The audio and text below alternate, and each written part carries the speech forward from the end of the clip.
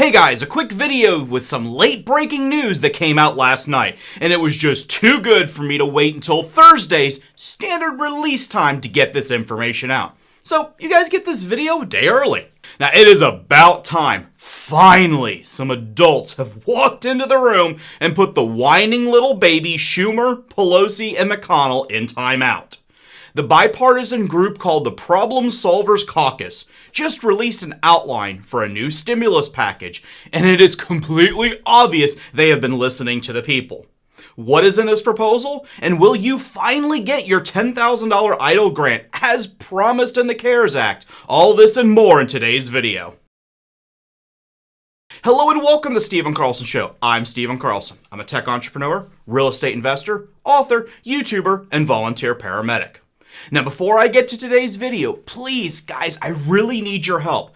Please comment down below with hashtag Team EIDL. That's one word, Team, EIDL. And share this video everywhere. Facebook, Twitter, text it to your friends, email news stations, blast all the politicians, demand that Congress do something, and fix this complete cluster that they have created.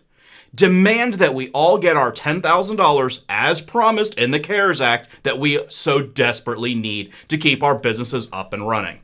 Also, please help support this channel, so check out the Webull link in the description and claim your 2 free stocks, with one of those stocks being valued up to $1,400 when you deposit $100. They're also running a special promo this month where you'll get one stock possibly up to $1,600.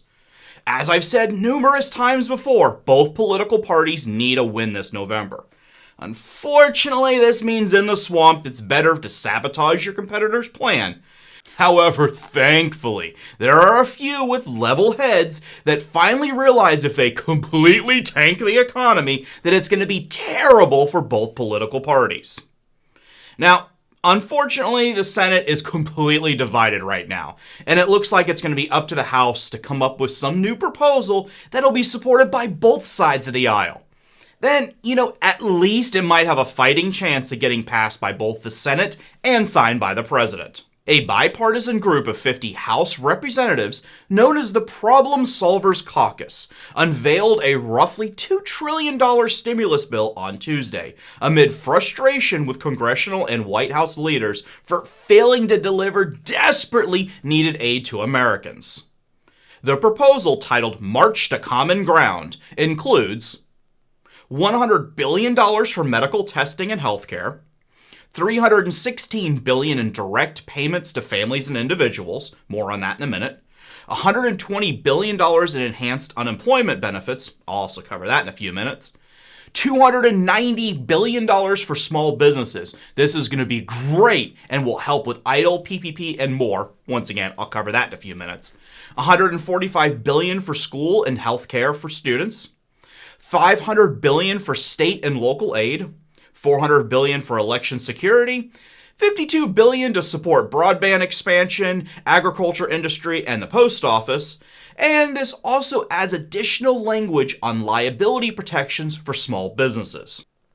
Sadly, the partisan hacks criticized the proposal and insisted that another round of stimulus must have a much smaller price tag.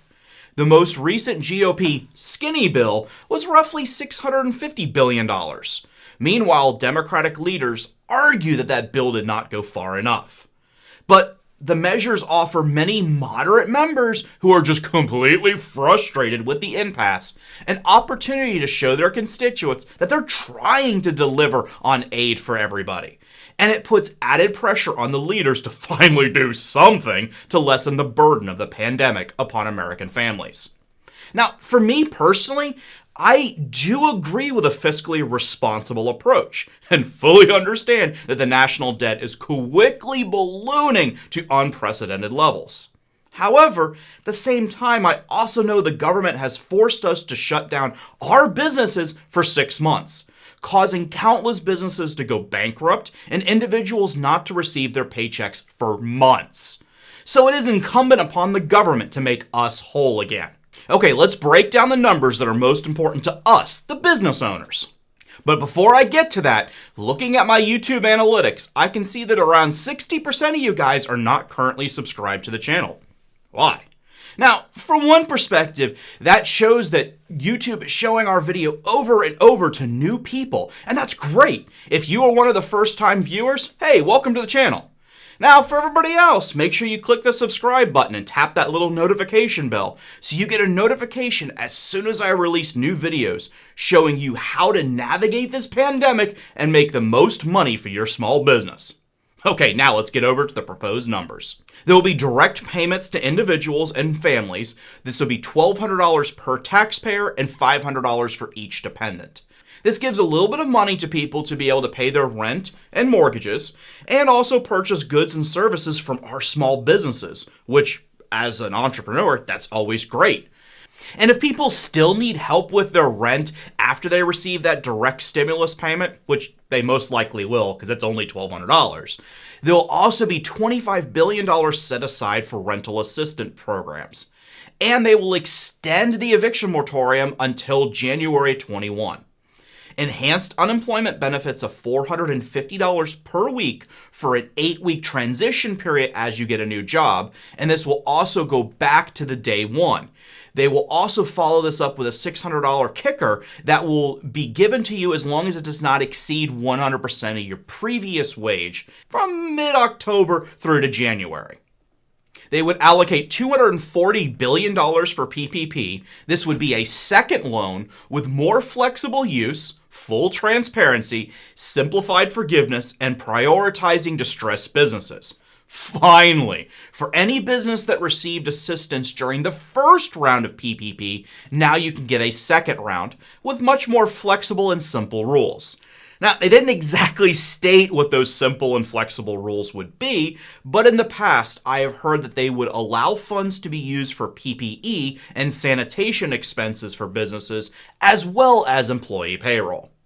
Now, this is great because if you are anything like my business, we were able to receive 2 months of payroll granted to us for the first round of PPP.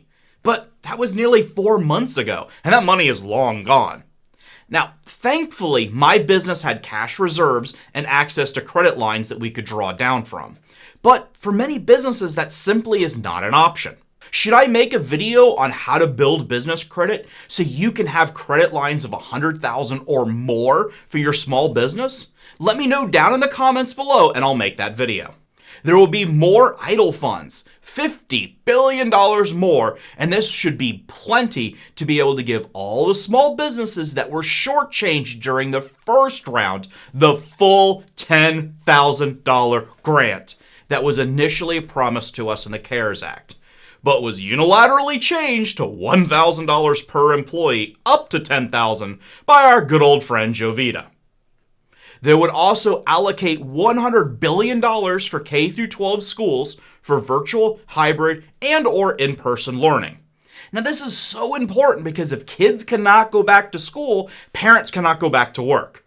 There are also a handful of other programs like $12 billion for broadband hotspots in underserved communities, which is an excellent idea in concept. Heck, I live in a rural area, and at my house, I get less than a 7 meg connection, which, for comparison, most high-speed connections range from about 30 to 1,000. That's also called gigabit.